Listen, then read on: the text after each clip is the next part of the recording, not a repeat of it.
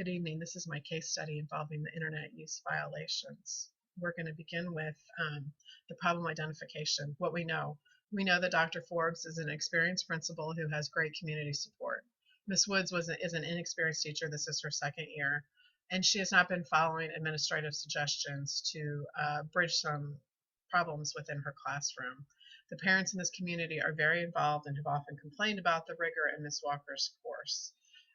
So this has created a strained relationship between Ms. Walker, her students, and her parents. Dr. Forbes has discussed these techniques and the issues that the parents have made him aware of. Following this, a threatening statement was made on a website, and it stated, "Who wants Ms. Walker to disappear?" An anonymous person made Ms. Walker aware of this via email. And when asked, Ms. Walker believes that it is Randy Franks who is the culprit, but there is no substantial proof. When analyzing this, we still need to know what does the handbook say regarding harassment and threats towards students and teachers. This is important to move forward with whatever consequence the guilty party is going to suffer. I think it's important to know if the email was sent to Ms. Walker's school email address. That's going to ease in the determining who sent the email that informed her of the website.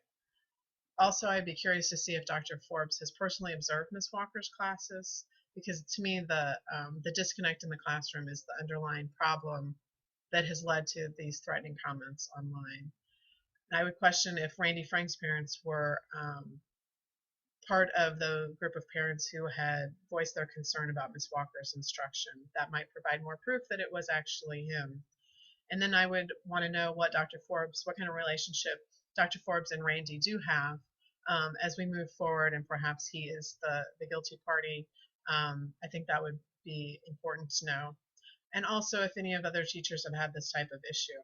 I think that speaks to a larger problem within the school.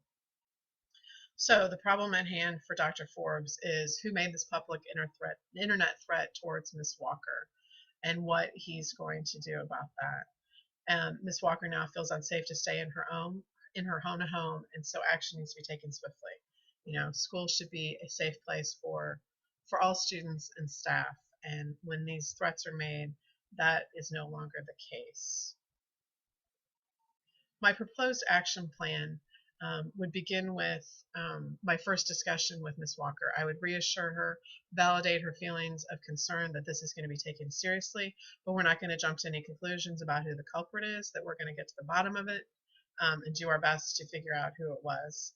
I would ask her to reflect on her techniques in her classroom and how they're affecting her students, because I believe this threat is a result of this disconnect in the classroom. We would trace the email using district technology to determine who sent that first email informing her of the web post. Follow up with that sender. Do they have any information about the posting or who made the web page or posted the threatening comment?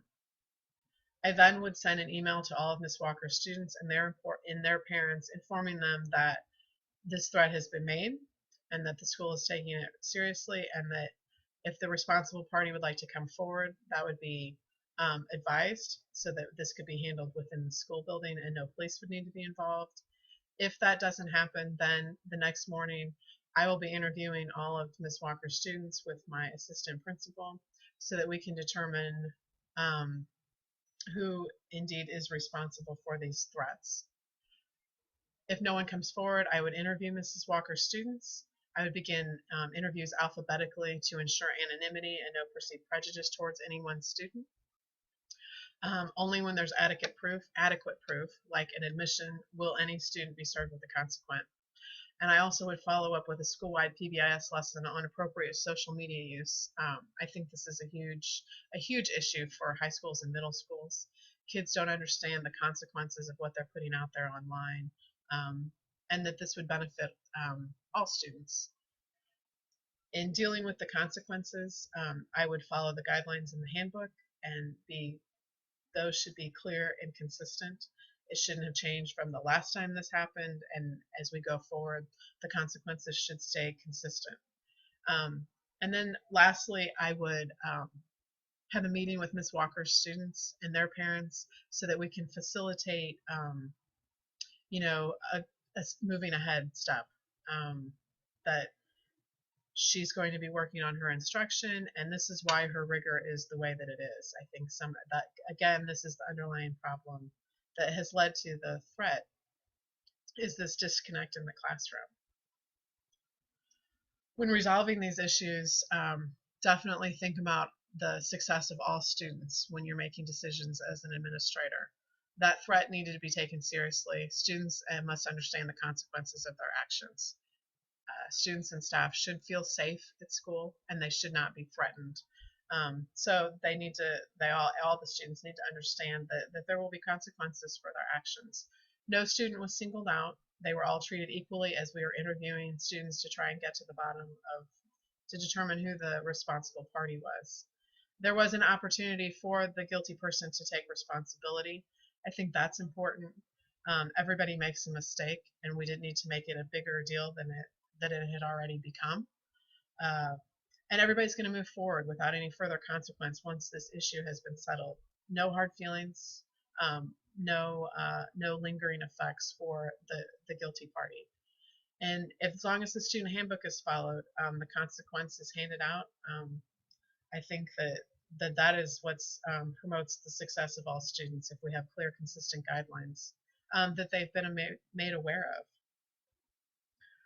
When reflecting upon the problem, I guess my first reaction was that maybe Ms. Walker overreacted to the real threat in or the student's intent in the threat. I think kids often speak or post without really thinking about what they're saying. So I'm not confident that they really were going to try and make her disappear.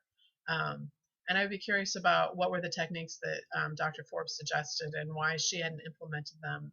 Again, all of this instructional discussion goes back to what caused the threat. Why were the students so disconnected from what she was doing in the classroom? And just because someone's an expert in the field does not necessarily make them a great teacher. So I think the students and Ms.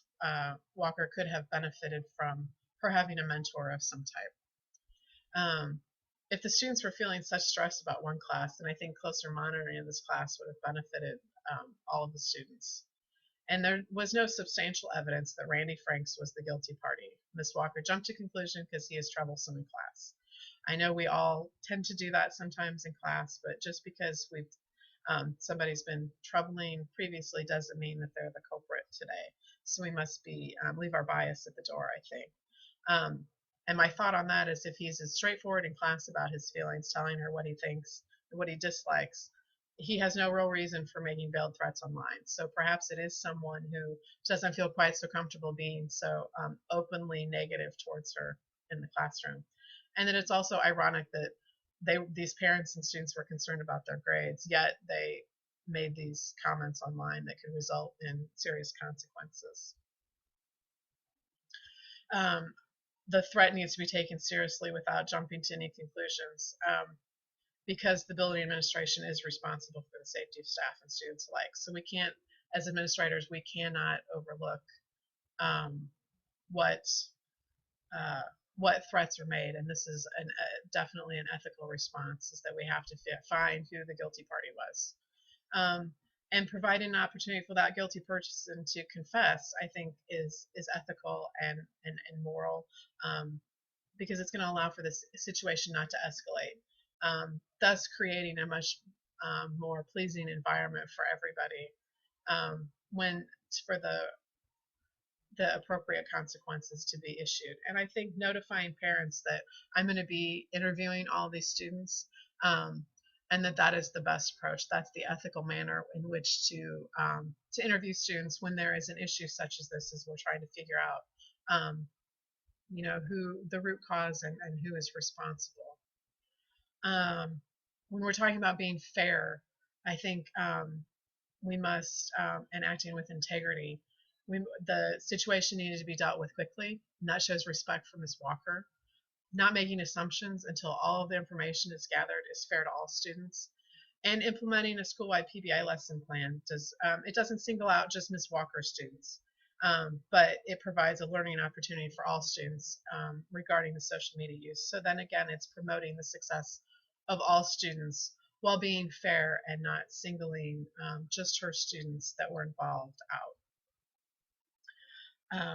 Let's see.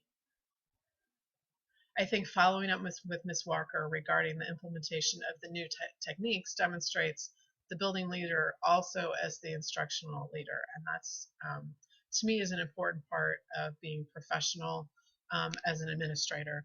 That we're not only looking at the physical part of the building and the safety and the financial part, but we're looking at the instructional part, and that we are the leader of that as well.